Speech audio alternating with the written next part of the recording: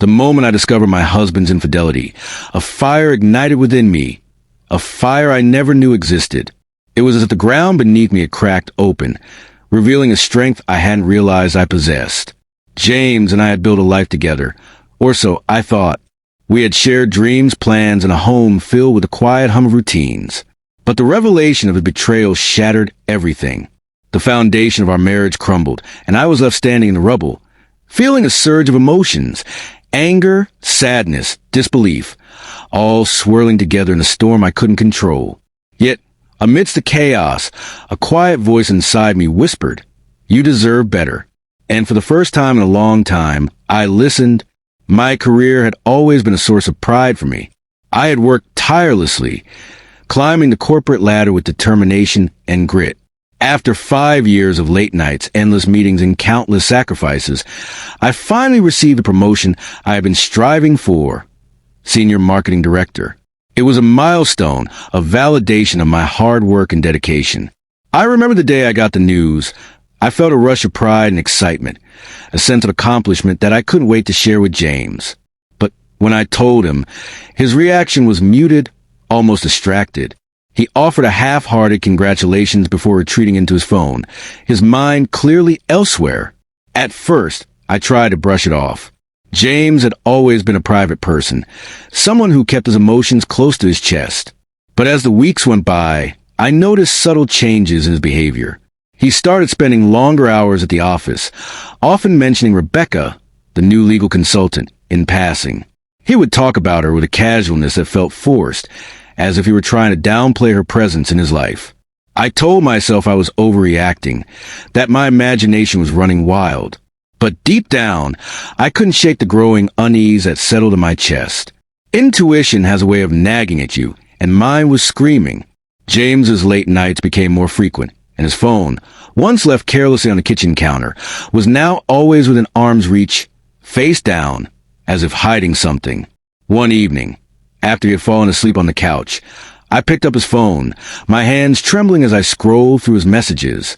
What I found was undeniable, flirtatious exchanges, plans to meet, and declarations of affection that were meant for someone else.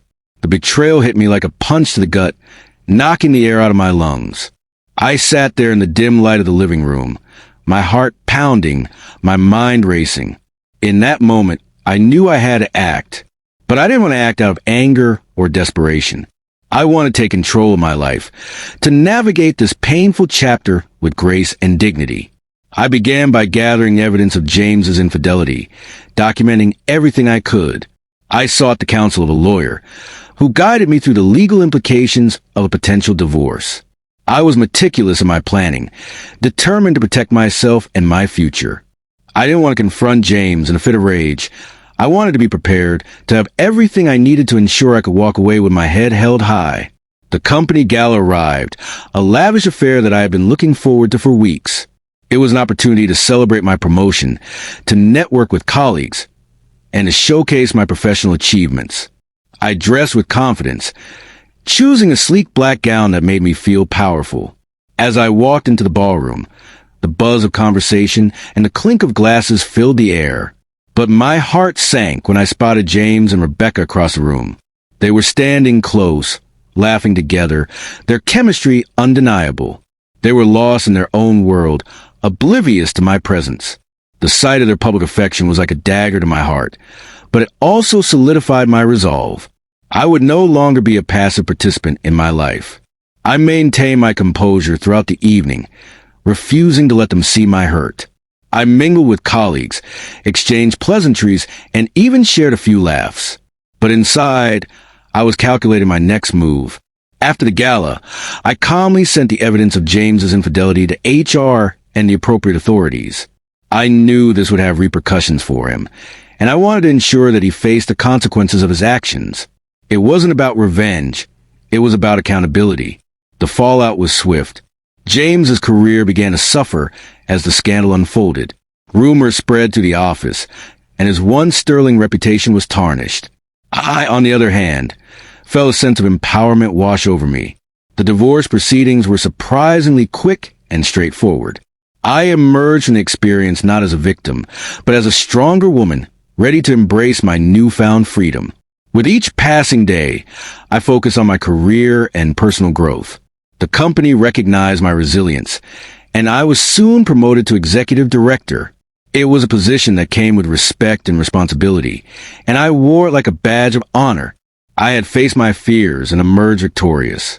I threw myself into my work, finding solace in the challenges and triumphs of my professional life. But I also took time to rediscover myself outside of the office. I reconnected with old friends, took up new hobbies, and even traveled to places I had always dreamed of visiting. As I embraced my independence, I found joy in single life. I was no longer defined by my relationship with James. I was my own person, thriving both personally and professionally. Meanwhile, James and Rebecca were left to deal with the consequences of their choices. Their once promising future was marred by the scandal. I couldn't help but feel a sense of closure as I watched them navigate the fallout. In quiet moments of reflection, I often thought back on my journey.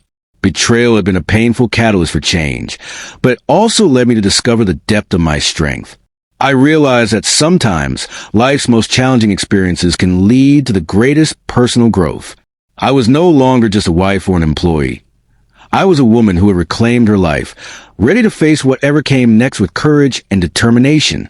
And as I looked toward the future, I felt a sense of hope, a belief that the best was yet to come.